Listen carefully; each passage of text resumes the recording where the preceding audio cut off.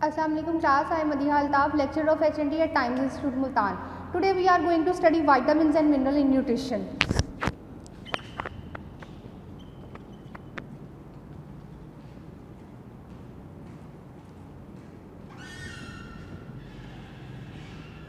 Vitamin and mineral in nutrition में जो है वो आज जो हम टॉपिक स्टडी करेंगे वो टॉपिक है interactions with other nutrients.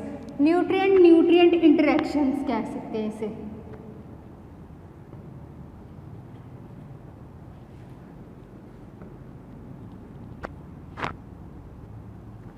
Nutrient interaction क्या होता है कि हमारे विटामिन्स और मिनरल, आमतौर पे अगर हम देखें तो हमारे पास कौन कौन से जो है हमारे पास न्यूट्रिएंट्स आ जाते हैं जो हमारी फूड में अवेलेबल होते हैं, जिसमें प्रोटीन आ जाता है। सबसे पहले प्रोटीन, फैट, कार्बोहाइड्रेट्स,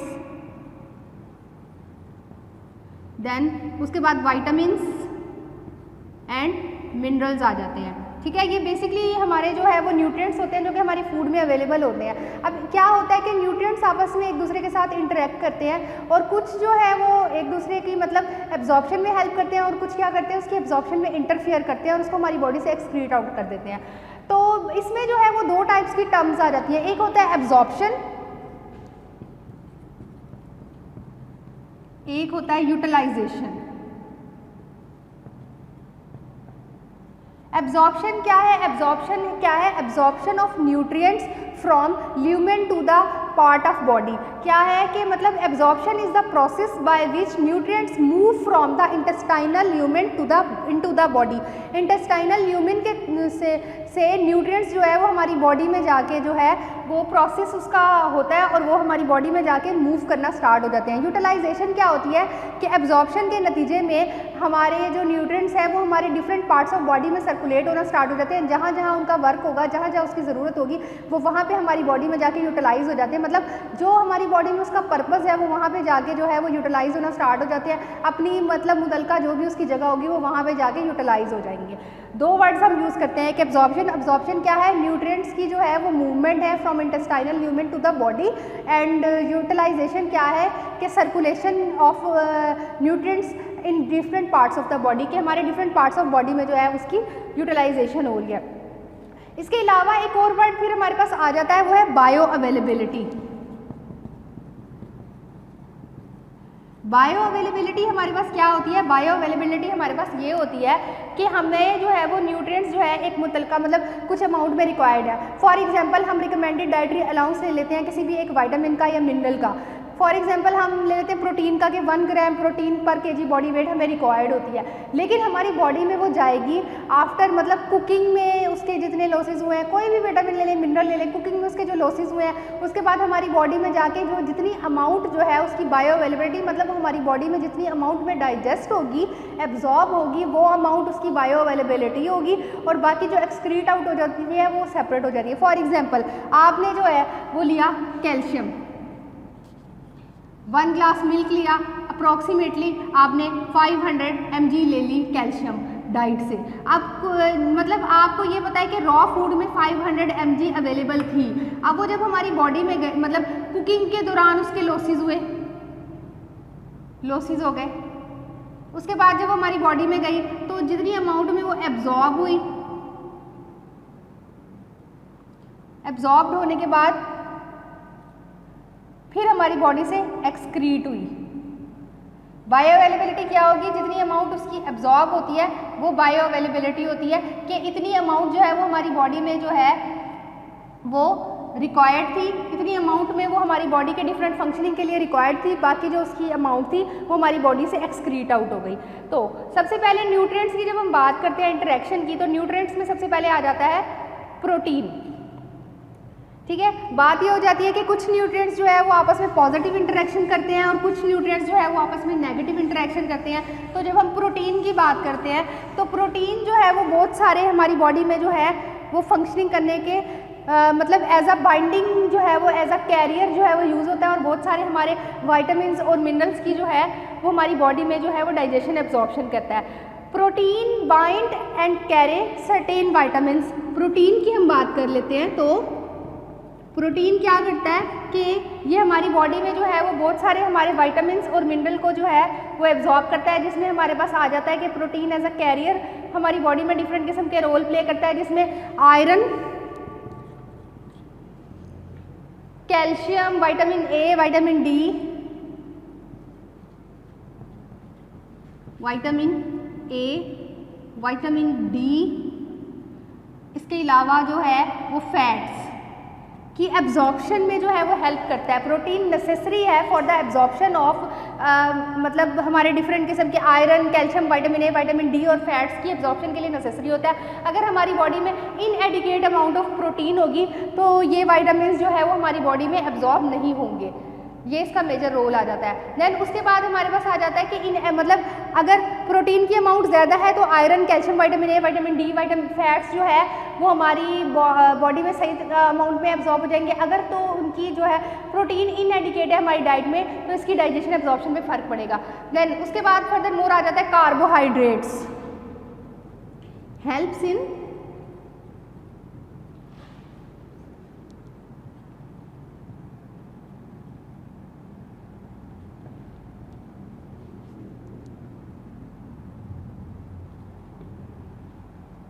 ठीक है। देन कार्बोहाइड्रेट्स आ जाता है। कार्बोहाइड्रेट्स की जब बात आती है तो कार्बोहाइड्रेट्स की डाइजेशन में जो है वो थायामीन का रोल है, ठीक है। थायामीन जो है helps in the digestion of carbs. Thiamine की जो है वो थायामीन पायरोफॉस्फेट जो है वो TPP जो इसकी एक्टिव फॉर्म है वो एज अ कोएंजाइम में एक्ट करती है और कार्बोहाइड्रेट की जो है वो मेटाबॉलिज्म में हेल्प करती है। जैसे ग्लूकोज से जो है वो एट द एंड प्रोडक्ट जो है वो पायरुवेट बन जाता है, तो थायमीन पायरोफॉस्फेट जो है वो उसमें रोल प्ले करती है उसके मेटाबॉलिज्म में। अगर थायामीन नहीं प्रेजेंट होगा तो हमारी बॉडी में जो है वो उसकी मतलब सही तरीके से जो है वो प्रोटीन की एब्जॉर्प्शन नहीं होगी।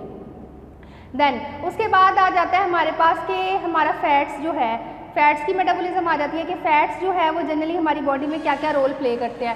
फैट्स के अगर हम रोल देखें तो प्रोटीन की आगे की प्रोटीन जो है वो सर्टेन विटामिन की हेल्प करता है। कार्बोहाइड्रेट के लिए जो है वो थायामीन की प्रेजेंस ज़रूरी होती है। अगर थायामीन सही अमाउंट में प्रेजेंट नहीं होगा तो कार्बोहाइड्रेट हमारी बॉडी में डाइजेस्ट नहीं होंगे। देन उसके बाद हमारे पास फैट्स की आ जाती है कि फैट जो है वो हमारी बॉडी में डिफरेंट किस्म के रोल प्ले करते हैं। अगर हम देखें तो फैट्स हमारी बॉडी में जो है वो फैट सोल्यूबल विटामिन जो हमारे पास होते हैं, विटामिन ए हो गया, विटामिन के हो गया, उसकी जो है वो डाइजेशन एब्जॉर्प्शन में हेल्प आउट करते हैं। देन उसके बाद हमारे पास विटामिन आ जाते हैं। विटामिन में सबसे पहले जो है वो हमारे पास जो विटामिन आ जाएगा वो है विटामिन B1, ठीक है। थायामीन कह लें, ठीक है। थायामीन क्या है? Vitamin interaction of vitamin B1 का अगर हम बात करें तो थायामीन जो है वो हमारी बॉडी में विटामिन B1 भी कहेंगे इसको, और ये विटामिन B2 की एब्जॉर्प्शन में हेल्प करता है।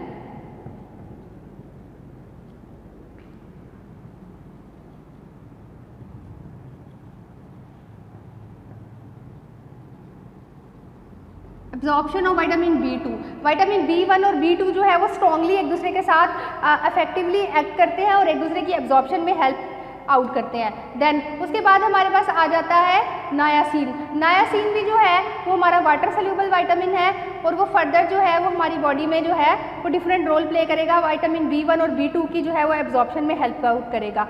इसके बाद हमारे पास कुछ डाइटरी फाइबर्स आ जाते हैं। डाइटरी फाइबर्स का हमारी बॉडी में क्या रोल है? डाइटरी फाइबर्स क्या करते हैं? डाइटरी फाइबर्स जो है वो इटसेल्फ जो है वो हमारी बॉडी में एब्जॉर्ब नहीं होते। जो इसकी एक्सेसिव अमाउंट है वो हमारी बॉडी से एक्सक्रीट आउट हो जाती है और ये हमारी बॉडी से जो है वो कुछ मिनरल्स भी हम अपने साथ बाइंड करके एक्सक्रीट आउट कर देते हैं। जैसे डाइटरी फाइबर इंटरफेयर करते हैं with the absorption of calcium and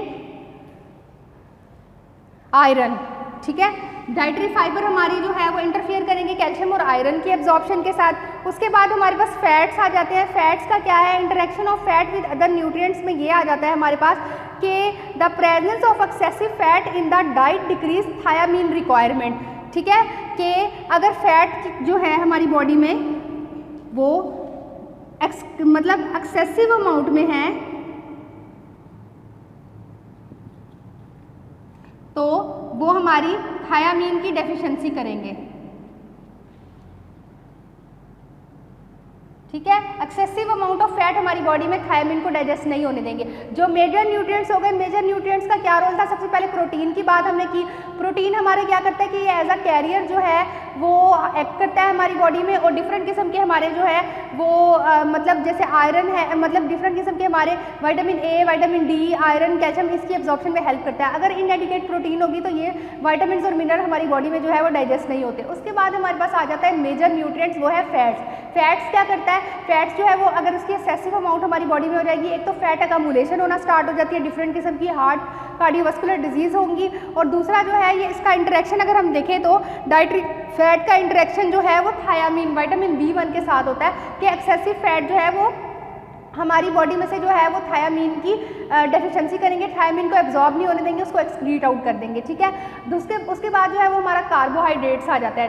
carbohydrates हमारे जो है वो इटसेल्फ जो है उसका मेटाबॉलिज्म मैंने आपको बताया कि थायामीन पर डिपेंड करता है। थायामीन की जो एक्टिव फॉर्म है थायामीन पायरोफॉस्फेट, वो हमारी बॉडी में जो है वो कार्बोहाइड्रेट की मेटाबॉलिज्म में हेल्प आउट करती है। ऐसे जैसे हम ग्लूकोज के मेटाबॉलिज्म को देखें तो ग्लूकोज से एट द एंड प्रोडक्ट जो है वो पायरुविक एसिड बन जाता है। तो जो मेन ब्रेकडाउन ऑफ ग्लूकोज के लिए जो है वो थायामीन रिक्वायर्ड होता है। उसके बाद डाइटरी फाइबर्स आ जाते हैं। डाइटरी फाइबर्स जो है उनका क्या रोल होता है? डाइटरी फाइबर इटसेल्फ जो है वो हमारी बॉडी में एब्जॉर्ब नहीं होते, वो हमारी बॉडी से एक्सक्रीट आउट हो जाते हैं, और अपने साथ साथ जो है वो बहुत सारे मिनरल्स भी अपने साथ बाइंड करके अपनी बॉडी से एक्सक्रीट आउट कर देते हैं। डाइटरी फैट्स अगर ज़्यादा फाइबर ले रहे होंगे तो वो क्या करेंगे? हमारी बॉडी से कैल्शियम और आयरन जो है वो मेन मिनरल होते हैं जिसके साथ वो इंटरफेयर करते हैं और उसको एब्जॉर्ब नहीं होने देते। ठीक है, ये तो हमारे तीन जो है वो मेजर हमारे पास आ गए न्यूट्रिएंट्स जो हमारी बॉडी में उनका क्या रोल होता है। अब उसके बाद हमारे पास जो मेजर आ जाती है वो ये है कि वाइटामिन्स है। वाइटामिन ए, वाइटामिन्स में वाइटामिन ए आ जाता है। ठीक है, वाइटामिन ए क्या करता है? The transport and utilization of vitamin A is depend upon several vitamin A binding protein in the body। vitamin A की जो ट्रांसपोर्ट है हमारी बॉडी में वो डिफरेंट किस्म के प्रोटीन बाइंडिंग मतलब पे प्रोटीन बाइंडिंग हमारे एलिमेंट्स पे डिपेंड करती है। Sufficient dietary intake of protein is required for the manufacturing of these binding protein। अब जैसे हमने बात की कि प्रोटीन जो है वो एज अ कैरियर जो है वो बहुत सारे न्यूट्रिएंट्स को हमारी बॉडी में जो है एब्जॉर्ब करने में हेल्प आउट करता है। अगर प्रोटीन के साथ इसका पॉजिटिव इंटरेक्शन है, प्रोटीन की अमाउंट सही होगी तो फैट विटामिन ए जो है वो हमारी बॉडी में जो है वो सही होगा।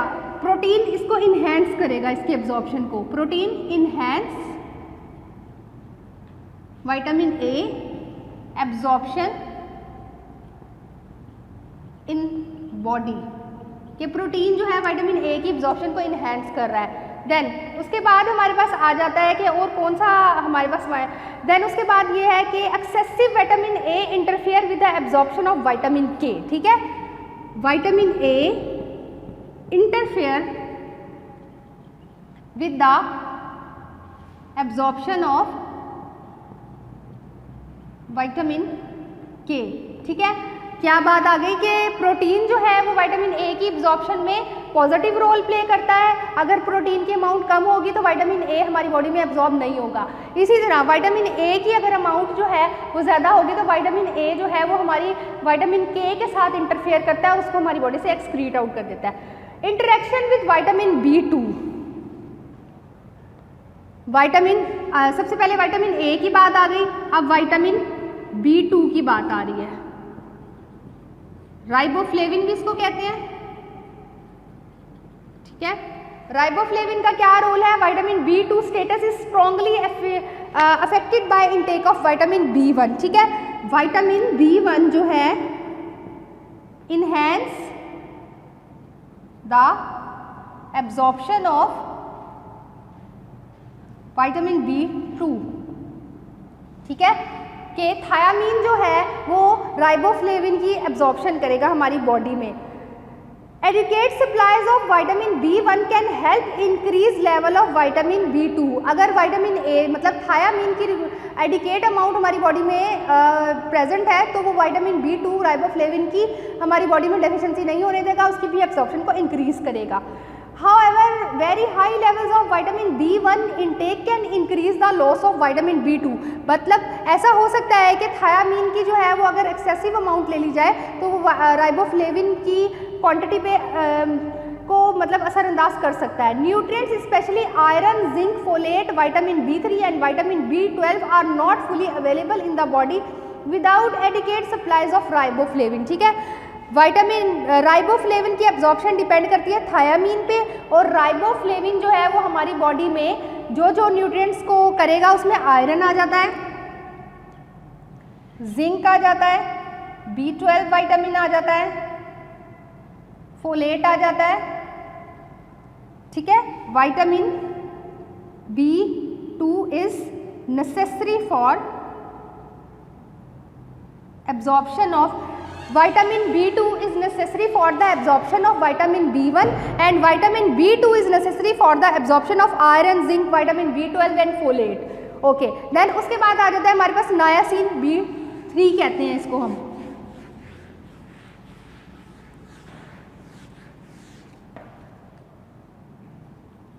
B3 या नायासिन। ठीक है, अगर हम देखें तो B3 supplies come from conversion of the amino acid tryptophan. ठीक है, अमाइनो एसिड्स है ट्रिप्टोफेन, उसकी जो है वो कन्वर्जन से जो है वो विटामिन B3 जो है वो हमारे पास अवेलेबल होता है। अमाइनो एसिड ट्रिप्टोफेन जो है वो उसकी कन्वर्जन से हमारे पास विटामिन B3 नायासिन जो है वो अवेलेबल हो जाता है। Tryptophan deficiency can therefore increase risk of vitamin B3। ठीक है, ट्रिप्टोफेन का जो है enhance absorption of B3 vitamin. ठीक है, अगर ट्रिप्टोफेन जो है उसकी अमाउंट कम होगी तो विटामिन B3 जो है वो अवेलेबल नहीं होगा हमारी बॉडी के लिए।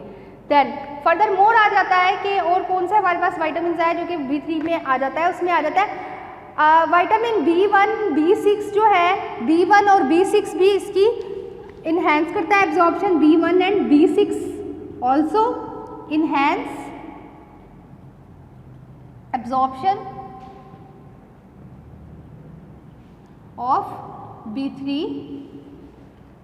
और इसके अलावा आ जाता है vitamin B3 deficiency also appear to related with vitamin B12 status since even mild deficiencies in vitamin B12 can increase loss of vitamin B3 in the urine. क्या है कि अगर विटामिन B12 जो है विटामिन B12 अगर less होगा हमारी diet में तो B3 भी लेस हो जाएगा हमारी डाइट में। मतलब ये जो हमारे विटामिन B3 के लिए एक तो ट्रिप्टोफेन अमाइनो एसिड ट्रिप्टोफेन के अलावा विटामिन B1, B6 और B12 जो है उसकी एब्जॉर्प्शन में हेल्प आउट करते हैं। फिर पेंथोथेनिक एसिड आ जाता है हमारे पास जिसको हम B5 कहते हैं। पेंथोथेनिक एसिड का क्या रोल है? B5 पेंथोथेनिक एसिड है। इन एनिमल स्टडीज में हमें विटामिन B12, फोलेट एंड बायोटीन्स जो है वो विटामिन B5 की एब्जॉर्प्शन के लिए नेसेसरी होता है। ठीक है, विटामिन B12, B6, बायोटीन जो है वो इसकी एब्जॉर्प्शन को इंक्रीज करते हैं। In addition vitamin C appear to help prevent vitamin B5 deficiency. Addition के तौर पे अगर हम देखें तो विटामिन C भी जो है वो विटामिन B5 की डेफिशिएंसी को क्योर करता है, इसका भी पॉजिटिव इंटरेक्शन आ जाता है। उसके बाद फोलेट आ जाता है। फोलेट का इंटरेक्शन क्या होता है? फोलेट जो है वो vitamin B6, vitamin B12, vitamin B3, vitamin B1, B2, B3 must be present in adequate amount to enable folic acid to undergo metabolic recycling in the body. Vitamin B1, B2 and B3 जो है वो इसकी recycling metabolism में जो इसकी recycling होती है उसके लिए नेसेसरी होते हैं। अगर विटामिन B1, B2, B3 की डेफिशिएंसी हो रही होगी तो हमारी बॉडी में जो है वो फोलेट की जो है वो डेफिशिएंसी होना स्टार्ट हो जाएगी, उसकी रिसाइकलिंग नहीं होगी। Excessive amount of folic acid however can hide a vitamin B12 deficiency. ठीक है, विटामिन फोलिक एसिड की अगर एक्सेसिव अमाउंट हो जाएगी तो इंटरफेयर करेगी फोलिक एसिड डेफिशिएंसी की तरफ। एक्सेसिव लार्ज अमाउंट जो इसकी आ जाती है, लार्ज अमाउंट जो है वो हमारी विटामिन B12 के साथ इंटरफेयर करेगी। ठीक है, फोलिक एसिड की मतलब हमारी बॉडी में जो अमाउंट है उसके लिए B1, B2 और B3 जो है वो पॉजिटिव इंटरेक्शन है, वो फोलेट की डेफिशिएंसी को क्योर करते हैं। और अगर हमारी बॉडी में एक्सेसिव अमाउंट हो जाएगी फोलेट की तो वो विटामिन B12 के साथ इंटरफेयर करेगी। विटामिन B12 की बात आ जाती है, vitamin B6 is required for proper absorption of vitamin B12। Vitamin B12 के लिए B6 जो है वो रिक्वायर्ड होता है। ठीक है, then conversion of vitamin B12 from its non-active into its biological active form requires the presence of vitamin E। मतलब इसके अलावा जो है वो विटामिन B12 को इसकी एक्टिव फॉर्म में कन्वर्ट होने के लिए विटामिन E रिक्वायर्ड होता है। विटामिन E, विटामिन B6 जो है वो इसकी कन्वर्जन के लिए नेसेसरी होते हैं। इसके अलावा विटामिन E डेफिशिएंसी में shows science of vitamin B12 कि अगर विटामिन E की डेफिशिएंसी हमारी बॉडी में हो रही होगी तो विटामिन E डेफिशिएंसी के साथ साथ विटामिन B12 की भी डेफिशिएंसी के साइन एंड सिम्टम्स अपीयर होना स्टार्ट हो जाएंगे। Excessive intake of folic acid can make vitamin B12 deficiency कि अगर जो है वो विटामिन B12 जो है वो हमारी बॉडी में मतलब फोलिक एसिड की बात आ गई ना, फोलेट की अगर एक्सेसिव अमाउंट होगी तो वो इंटरफेयर करेगी वो B12 की डेफिशिएंसी के साथ। विटामिन C की बात आ जाती है तो विटामिन C जैसा कि हमें पता है कि आयरन की एब्जॉर्प्शन में हेल्प करता है और कैल्शियम जो है वो विटामिन C के साथ इंटरफेयर करेगा।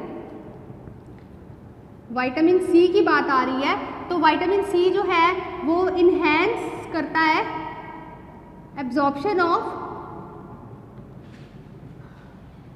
आयरन, इंटरफेयर करेगा विथ एब्जॉर्प्शन ऑफ कैल्शियम। ठीक है, इसके अलावा जो है वो आ जाता है कि excessive intake of vitamin A is less toxic to the body when vitamin C is readily available. और विटामिन A की हो सकता है कि कुछ स्टडीज पॉजिटिव इंटरेक्ट करती है कि उसकी एक्सेसिव अमाउंट होने से विटामिन C की क्वांटिटी पे कुछ असर नहीं होता। Vitamin C is involve in the regeneration of vitamin E। ठीक है, विटामिन E की रीजनरेशन के लिए विटामिन C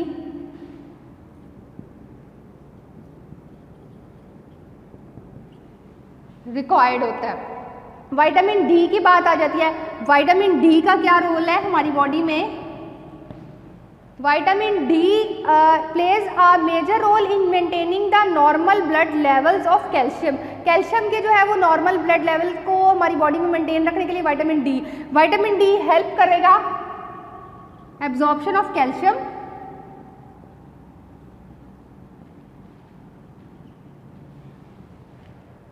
बोन डेवलपमेंट में विटामिन D और कैल्शियम का इंपॉर्टेंट रोल होता है। It impact the absorption and storage of calcium. It also stimulate the absorption of phosphorus और फॉस्फोरस की एब्जॉर्प्शन में हेल्प करेगा।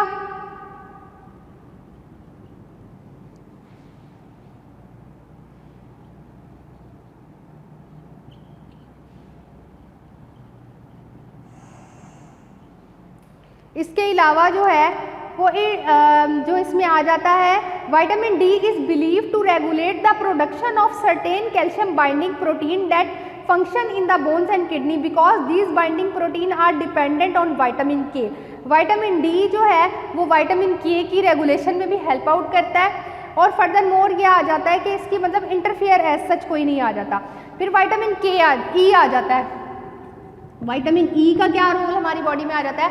विटामिन E जो है the recycling of vitamin E in the body is indirectly connected to the 4 other nutrients vitamin C, glutathione, selenium and vitamin B3.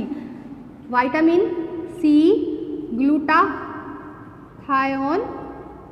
vitamin B3 and selenium। इसकी recycling जो है वो body में इन 4 जो है वो न्यूट्रिएंट्स पे डिपेंड करती है। Vitamin C is required to keep vitamin A in the metabolically active form. Vitamin C required होता है इसको मेटाबॉलिकली एक्टिव फॉर्म में मेंटेन रखने के लिए। इसके अलावा फिर विटामिन के आ जाता है। विटामिन के का मेजर रोल जो है वो ब्लड क्लॉटिंग होता है। In healthy persons no food intake of vitamin E has been shown to compromise vitamin K status. और हेल्दी स्टडीज़ ह्यूमन बींग पे देखें तो विटामिन ई और विटामिन के का जो है वो एज सच कोई रोल नहीं प्रेजेंट होता। ये नहीं डिपेंड करता कि विटामिन के जो है वो विटामिन ई की एब्जॉर्प्शन में हेल्प करता है या इंटरफियर करता है। Similar to the research on vitamin E in food, no food intake of vitamin A has been shown to comprise vitamin K status. vitamin E या vitamin A का कोई vitamin K के साथ interaction नहीं है। Excessive supplemental intake of vitamin A has been shown to interfere with vitamin K. अगर हम vitamin K की बात कर रहे हैं, excessive हम supplement कर रहे हैं और vitamin A तो वो इंटरफेयर करेगा विटामिन के के साथ। देन उसके बाद हमारे पास मिनरल आ जाता है। मिनरल्स की अगर हम बात करें तो सबसे पहले हमारे पास कैल्शियम है। कैल्शियम क्या करता है? विटामिन डी की एब्जॉर्प्शन में हेल्प करता है, फास्फोरस की एब्जॉर्प्शन में हेल्प करता है, जो मेजर इसका बोन डेवलपमेंट में रोल है। कैल्शियम, विटामिन डी, फास्फोरस की एब्जॉर्प्शन में हेल्प करेगा।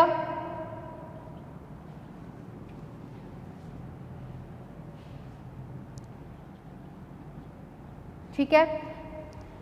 एंड क्या है? Certain type of dietary fibres like the fibre found in wheat and oat bran में interfere with calcium absorption. Dietary fibres जो हैं, फाइबर्स इंटरफेयर करेंगे with the absorption of calcium. अगर हम यूं कह दें कि आयरन जो है वो सब कैल्शियम के साथ इंटरफेयर करेगा तो ये भी बात सही है कि आयरन जो है वो कैल्शियम को एब्जॉर्ब होने नहीं देगा। इसके अलावा ऑक्सैलिक एसिड भी जो है वो कैल्शियम की एब्जॉर्प्शन के साथ इंटरफेयर करता है। देन कॉपर आ जाता है। कॉपर की अगर हम बात करें तो कैल्शियम का विटामिन डी फास्फोरस के साथ एक्टिव मतलब इन्हेंस करती है उसकी एब्जॉर्प्शन, और डाइटरी फाइबर्स और आयरन जो है वो इंटरफेयर करेंगे कैल्शियम की एब्जॉर्प्शन में। कॉपर की अगर हम बात करें तो copper is known to react with the variety of other nutrients.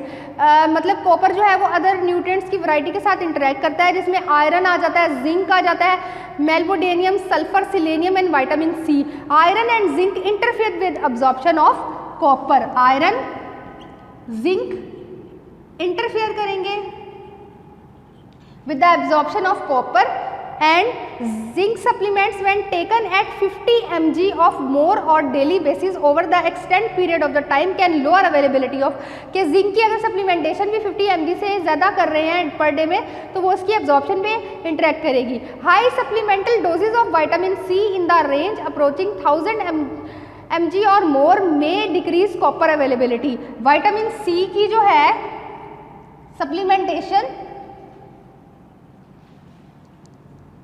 1000 mg से अबव जो होगी वो भी इंटरफेयर करेगी कॉपर की एब्जॉर्प्शन के साथ। ओके, देन नेक्स्ट आ जाता है फिर उसके बाद आ जाता है कि there is also some evidence that in the formula feeding of infant too much iron in the formula can lower absorption of copper. ठीक है कि आयरन के बारे में ये भी है कि अगर फार्मूला फीड इन्फेंट्स हैं तो फार्मूला में जैसे सप्लीमेंटल के तौर पे आयरन को ऐड किया गया, फोर्टिफिकेशन है आयरन की, तो आयरन जो फार्मूला फीड में पाया जाता है वो भी हमारी कॉपर की क्वांटिटी को इंटरफेयर करेगा। देन उसके बाद आयरन आ जाता है। आयरन को अगर हम देखें तो the most advantages nutrients for helping to increase the absorption of plant food. ठीक है, प्लांट फूड की एब्जॉर्प्शन के लिए आयरन जो है वो इम्पॉर्टेंट रोल प्ले करता है। फॉर एग्जांपल विटामिन सी की helps in vitamin C absorption. ठीक है, इसके अलावा जो आ जाता है कॉपर की एंड अदर की nutrients for supporting iron metabolism. Copper जो है आयरन मेटाबॉलिज्म में हेल्प करेगा। ठीक है। आयरन जो है वो कॉपर के साथ इंटरफेयर करता है, लेकिन कॉपर जो है वो आयरन के मेटाबॉलिज्म में हेल्प आउट करता है। देन उसके बाद पोटाशियम आ जाता है। पोटाशियम को अगर हम देखें तो through mechanism known as sodium potassium pump, sodium and potassium work together closely to initiate muscle contraction. ठीक है, पोटाशियम की अगर हम बात करें तो सोडियम पोटाशियम पंप में जो है वो मसल कॉन्ट्रैक्शन के तौर पे जो है वो इम्पॉर्टेंट रोल प्ले करता है और नर्व ट्रांसमिशन में भी इसका रोल है। और अगर हम देखें तो potassium is known to decrease the excretion of calcium, decrease the excretion of calcium. ठीक है, पोटाशियम जो है वो कैल्शियम की एक्सक्रीशन को डिक्रीज करता है स्टडीज के अकॉर्डिंग।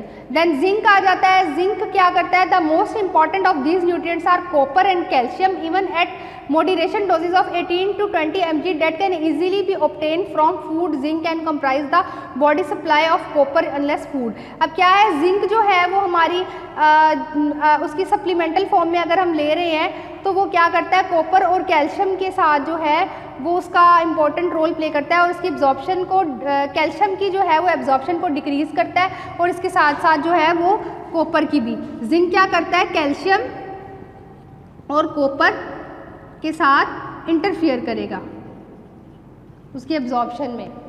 ठीक है, उसके बाद आयोडीन आ जाता है। आयोडीन जो है, if body is deficient in selenium the conversion of T4 and T3 is slowed. ठीक है, आयोडीन का जो है वो पॉजिटिव इंटरेक्शन है विथ सिलेनियम। ठीक है, सेलेनियम जो है वो आयोडीन की जो है वो कन्वर्जन में इंपॉर्टेंट रोल प्ले करता है। देन इसके बाद आ जाता है कि कुछ dietary deficiency of vitamin A, vitamin E, zinc, iron can exaggerate the effect of iodine deficiency. कि विटामिन ए और विटामिन ई, जिंक और आयरन की डेफिशिएंसी से भी हमारी बॉडी में जो है वो आयोडीन की डेफिशिएंसी हो सकती है। सेलेनियम का क्या है, सेलेनियम जो है वो हमारी बॉडी में जो है वो 3 टाइप के न्यूट्रिएंट्स के साथ रोल प्ले करता है, विटामिन सी, ग्लूटाथायोन और विटामिन ई। तो क्या होता है कि बोथ मतलब ये विटामिन ई, विटामिन सी और ग्लूटाथायोन की जो है वो इसके साथ इसका पॉजिटिव रोल होता है। इसके अलावा ये आयरन डेफिशिएंसी और कॉपर डेफिशिएंसी में भी जो है इसका इंपॉर्टेंट रोल होता है कि ये उनके साथ इसका पॉजिटिव इंटरेक्शन होता है। देन उसके बाद फर्दर मोड आ जाता है क्रोमियम, जो कि हमारा लास्ट है। क्रोमियम का जो है वो होल ग्रेन फूड्स वगैरह में ज़्यादातर अवेलेबल होता है और एस्कॉर्बिक एसिड इंक्रीज करता है क्रोमियम की एब्जॉर्प्शन को। क्रोमियम को अगर हम देखें तो विटामिन सी जो है वो हेल्प करता है इन एब्जॉर्प्शन ऑफ क्रोमियम। ये कुछ एक टॉपिक था जो कि आमतौर पे जो है आप लोग कंफ्यूज हो जाते हैं कि what is the interaction between nutrients and nutrients.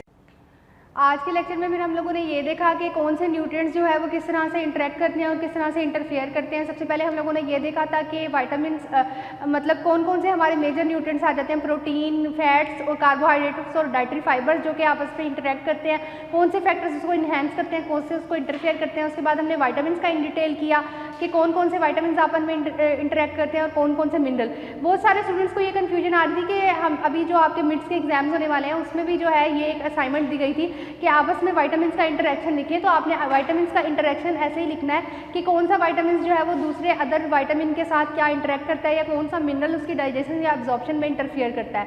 ये सारा आप लोगों ने इन डिटेल करना है और इस तरह से आप लोगों ने अपनी असाइनमेंट में ये क्वेश्चन अटैम्प्ट करना है। ये एक्चुअली जो है वो बेसिकली आपके विटामिन और मिनरल वाले जो टॉपिक है उसी के अंदर ही इन्वॉल्व है ये वाला टॉपिक कि किस तरह से वो आपस में इंटरेक्ट करेंगे और किस तरह से जो है वो एब्जॉर्प्शन इंटरफेयर करेंगे या इन्हेंस करेंगे। ये सेपरेटली टॉपिक नहीं आता, लेकिन क्योंकि आप लोग को थोड़ी प्रॉब्लम आ रही थी तो इसलिए आज हमने ये टॉपिक स्टडी कर लिया।